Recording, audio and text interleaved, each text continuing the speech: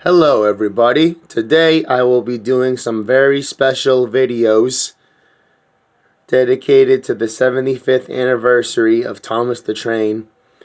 Today's two videos will be focused on stories from the chapters of the Mountain Engines, which was the 19th book in the Railway series and was created by Wilbert Awdry on August 15th, 1954. So the two stories that I will be doing are called Mountain Engine and Bad Lookout. I hope you will enjoy them. So I decided to do it now so that way, like I said, because of the 75th anniversary, and since it's been a bunch of years now, so I figured it's a perfect time to do it.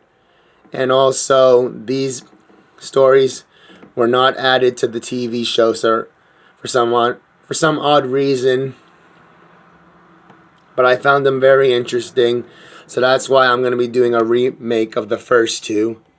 Enjoy very much. Dun, dun, dun, dun, dun, dun, dun.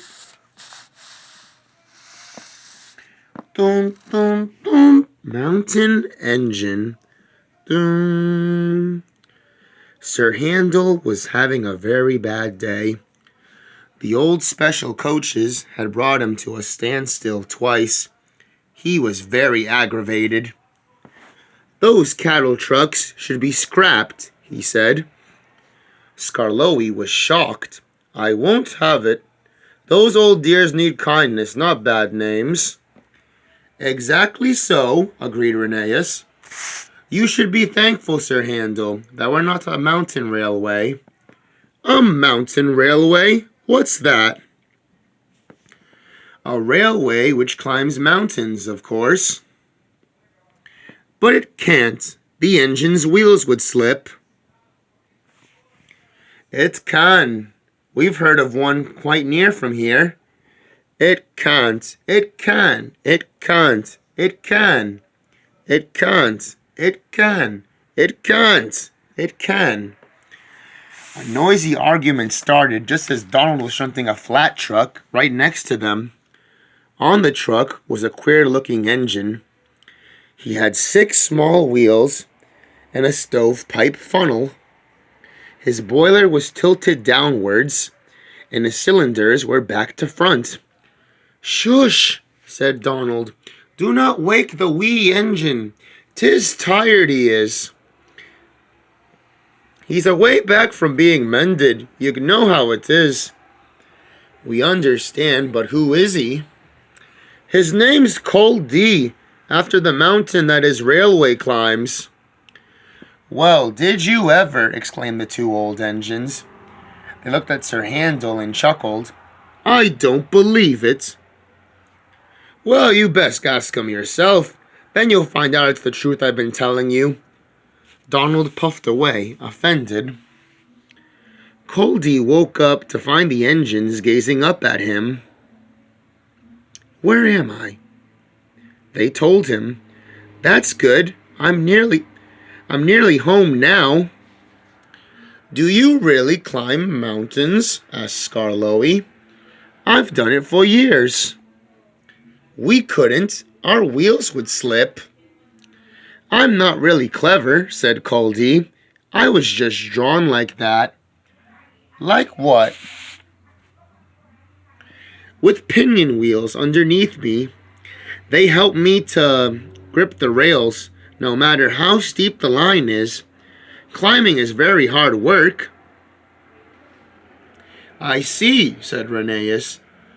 "But if your line is so steep, aren't you frightened coming down?"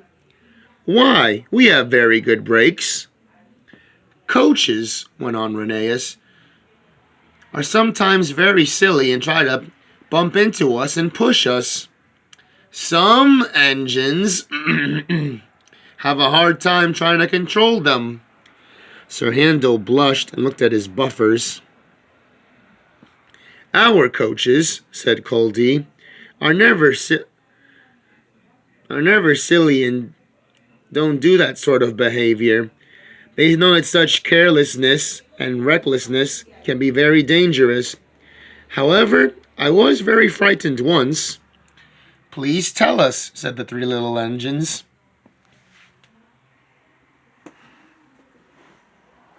One day, when our line was first opened up, our drivers came to see us. The inspector's coming, he told us. We don't know which one of you he'll choose. And then he ended up choosing me and made me push 2 coaches to the summit.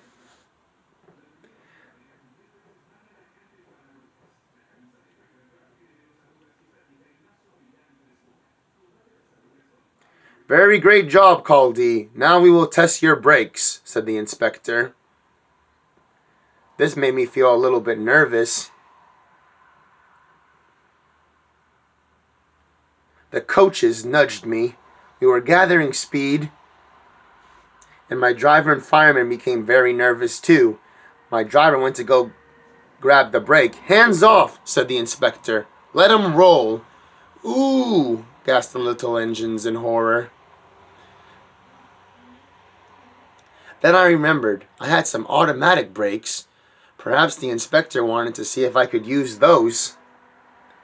They worked wonderfully.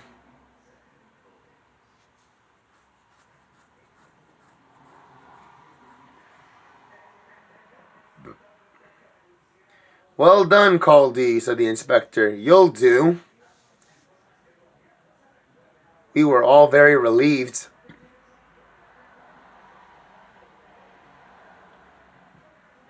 I'm never nervous now, says Caldy. Why should I be?